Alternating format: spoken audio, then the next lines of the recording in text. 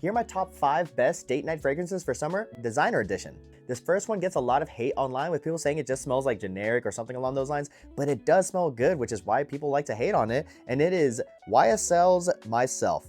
Honestly, that orange blossom in here is what really makes this fragrance. That mixing with the vanilla, it smells really good. It's nothing too strong, nothing too bold, especially if it's somebody that you don't really know that well. This is a really good one to just kind of dip your toes into something that is just likable by everybody. And especially if it's a first date, for the most part, you just want to smell good, not trying to do too much. And with this one, it's a very safe bet.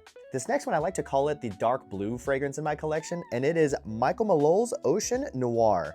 It's very marine, very aromatic. It's got a nice sweetness and citrus aspect in there, but also kind of a warmth in there, like an ambery warmth. Throwing some vanilla and some tonka bean in the background, and it just comes off as kind of like a warm, sweet, but mainly aquatic type of fragrance that's just really likable by like anybody. It does kind of give a more mysterious type of vibe than your average blue fragrance, which by extension, a sexier vibe, which is kind of what we're all looking for on a date. This next one has never let me down on a date, and I always get compliments and a lot of love for it, and it is Azzaro's Chrome Pure.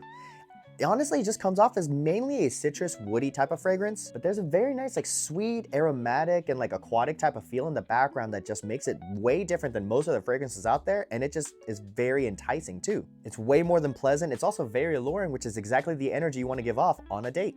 This next one is mainly for you romantics that will probably show up on the date with some roses on you, and it is Cartier's Declaration d'un Soir, which is also a rose forward type of fragrance, but with a lot of nice fresh spiciness in there. Throw in some woodiness, a little bit of warm spiciness in there, and overall, the rose does sit in the background. It is mainly a fresh, spicy type of fragrance, but because of that rose, you do kind of come off as a very confident and romantic type of guy, which why wouldn't you want to kind of come off that way on a date? Before we get to the last one, shameless plug, my fragrance, Costa Azul, would also be great for summertime dates. Specifically, it's got a very nice like citrus, fresh opening, very clean, soapy lavender in the mid, and then some very nice woodiness and a bit of mango in the background, really just rounding it out to a very unique and fresh smelling fragrance. And one that'll definitely have her coming in closer to get a better whiff, which is the goal. As of right now, it's still available, so get it while you can. And this last one, I never actually considered as a date night fragrance, but I wore it one time in the summer during a date, and it was doing amazing things. Like she walked up, and before she even got to me, she's like, "Oh my God, you smell amazing." And even a server passed by us and was like, "Oh my God, he smells amazing," which at that point, the deal is sealed.